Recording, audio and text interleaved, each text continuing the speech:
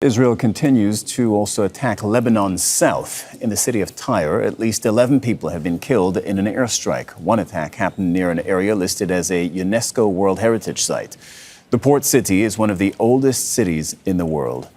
And in the capital, at least 2 people have been killed in the Mar Elias neighborhood. The attack is the first on this part of Beirut since Israel launched its offensive in September. One man says he only just managed to save his children from under the rubble. At the time of the explosion, there was a lot of screaming. I mean, to the point that I could hear my daughter, who's 7, calling, "Dad, Dad, Dad." Because of the smoke, they couldn't breathe from above. I don't know how I went up. The gate that I was opening was on fire. It was burning. I don't know how I opened it. I went up and took them from the rubble. Thank God it went well. Let's get more from Al Jazeera's Zeina Khodr in Beirut. So you're monitoring the latest Israeli attacks and also talks about a possible ceasefire between Israel and Hezbollah. These things, of course, are connected. Where do things stand? Give us the picture of where things stand right now.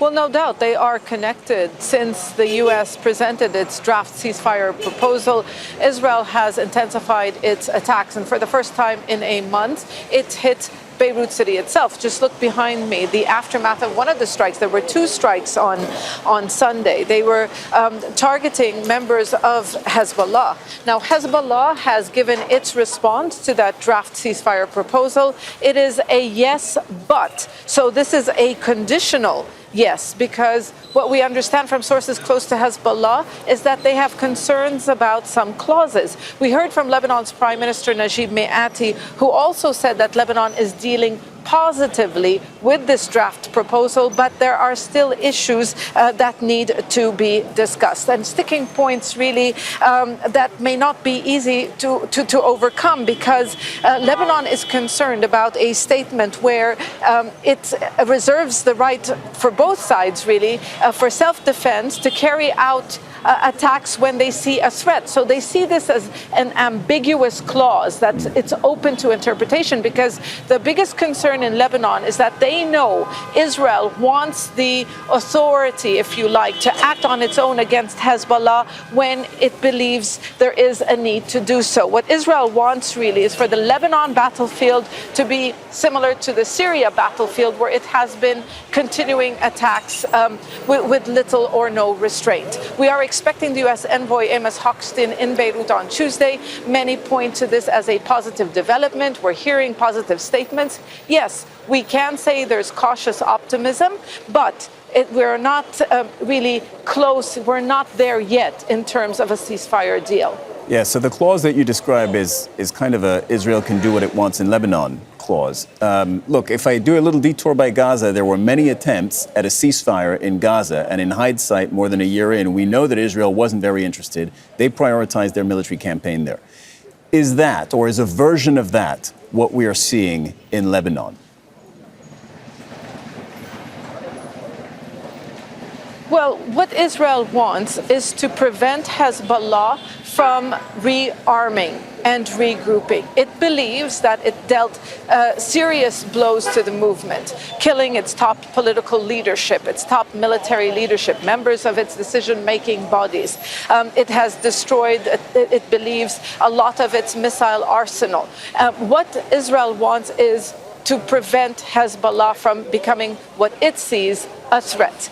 What they've been doing, for example, along the border, has been destroying frontline villages and destroying what it is calling military infrastructure. And they're pushing deeper inside Lebanon. They're facing resistance from Hezbollah fighters. There is no doubt. So this is the end game. This is Israel's end game in Lebanon. But Lebanon does not want to give this to Israel, in the sense that they believe that this amounts first to a surrender and second, a violation of the country's sovereignty. And we have to remember as well, Hezbollah does hold, along with its allies, hold political power in this country. Zeina Khodr reporting from the city center of Beirut, which was just recently struck by Israel. Thank you very much for your reporting, Zeina, and for all that context. Let's bring in Yossi Beilin, former Israeli justice minister. You're also one of the initiators of the Oslo peace process in the early 90s, and you're joining us live from Tel Aviv. Thank you for being with us. Yossi, how do you see Israel's general direction as regards a ceasefire? There's this This talk of ceasefire that's bubbling across the surface, but at the same time, Israel is actually ramping up its military operation in Lebanon, not scaling down.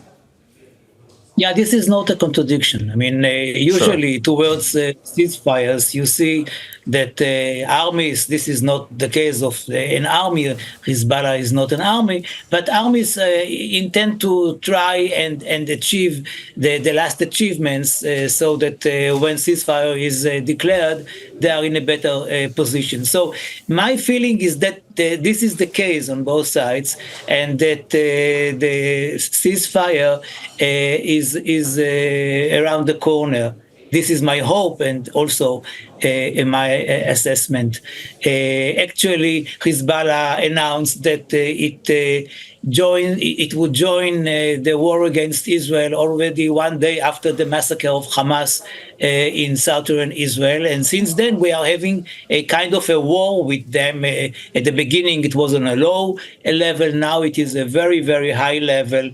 People are killed on both sides. And like always, there are citizens who are paying the price for such an unneeded war.